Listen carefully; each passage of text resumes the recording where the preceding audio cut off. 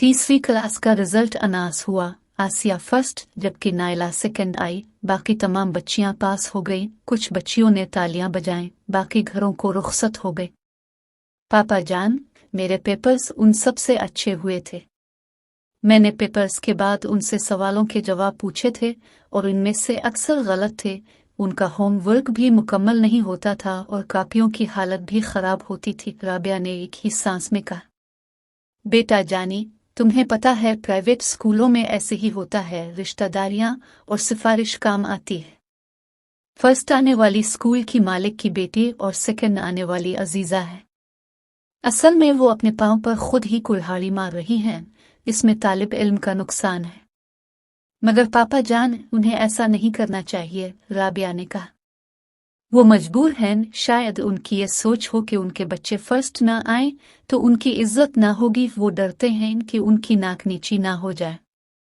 वो तो ठीक है पापा जान, उन्हें सोचना चाहिए। बेटा तुम खूब दिल लगाकर पढ़ो। 5वीं के बोर्ड के पेपर्स हैं, वहां सिफारिश काम नहीं आएगी। राबिया ने ये बात पले बांध ली और मेहनत करने लगी। इस दौरान चौथी क्लास में भी उसकी वही पोजीशन रही। स्कूल मालिक की बेटी फर्स्ट और अजीजा सेकंड आए। फर्क ये पड़ा, पहले राबिया 5 नंबरों के फासले पर थी, इस बार 1 नंबर से थर्ड आई थी, मगर उसने हिम्मत न हारी। 5वीं के बोर्ड के इम्तिहानात शुरू हुए। स्कूल के मालिक ने अपनी बेटी के लिए तगो-दो की। पेपर्स के दौरान भी हौसला अफजाई की कि बेटा घबराने की कोई बात नहीं, वहाँ चैटिंग वगैरह पर पाबंदी होती है। अगर आपकी तैयारी मुकम्मल है तो पेपर दे आओ। वो खुद ड्यूटी पर चले गए।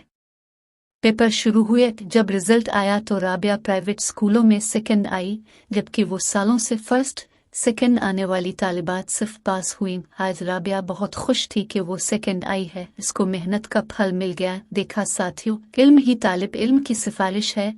इसे हासिल करने के लिए मेहनत दरकार होती है, न कि रिश्तेदारी जरूरी है। अब भी वदा करें कि मेहनत से ये मकाम हासिल करेंगे। अल्लाह ताला हमें मेहनत की तौफीक दे। आमीन।